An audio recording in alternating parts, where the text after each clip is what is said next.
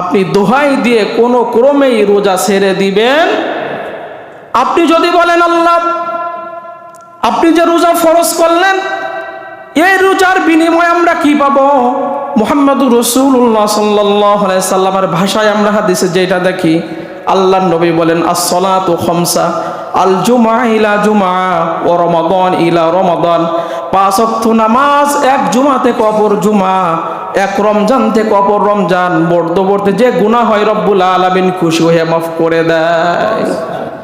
আপনি গত বছর 24 সালের রমজান রেখেছেন, 25 সালের এই 30টা রোজা যদি আপনিও রাখেন, আল্লাহ রাব্বুল আলামিন বলেন বান্দারে এই একটা বছর শয়তান ধোঁকা দিয়ে তোকে যে গুনাহ করালো, এই রোজা রাখার ফলে আমি রব্বুল আলামিন পূর্বের 1 বছরের মধ্যবর্তী গুনাহগুলো মাফ করে দিলাম, মাফ করে দিলাম। এই জন্য রোজা রাখতে হবে ঈমানের সহিত সওয়াবের আশায়। রোজা রাখতে হবে কয়টা নিয়ম মেনে? ঈমানের সহিত, আর একটা হচ্ছে কি সওয়াবের আশায়। কারণ নবীজি বলেন মান সামা রমাদানান ঈমানান ওয়া ইহতিসাবান গুফিরা লাহু মা তাকাদ্দামা মিন যামবি।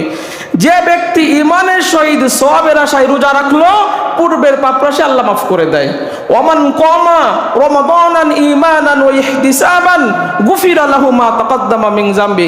দিনে রোজা রাখছো, রাতে তারাবির নামাজ পড়ো, কিয়ামুল লাইল করো, আল্লাহ রাব্বুল আলামিন পূর্বের পাপরাশি খুশি মাফ করে দেবে। দিনের গুনাহ মাফ, রাতের গুনাহ মাফ।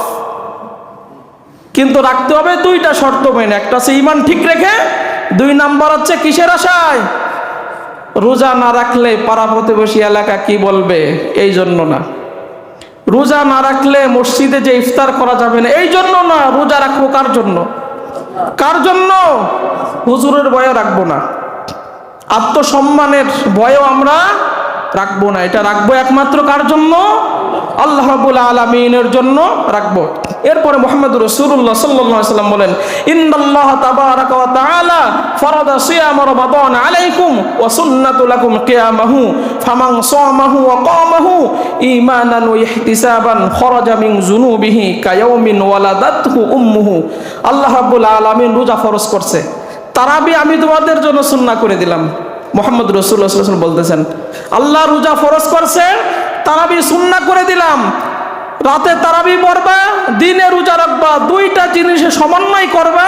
আল্লাহ রাব্বুল আলামিন গুনাহ থেকে এমন ভাবে তোমাকে নিষ্কৃতি দিবে, বের করে দিবে, সদ্য ভূমিষ্ঠ সন্তানের মতো রব্বুল আলামিন তোমাকে নিষ্পাপ করে দিবে।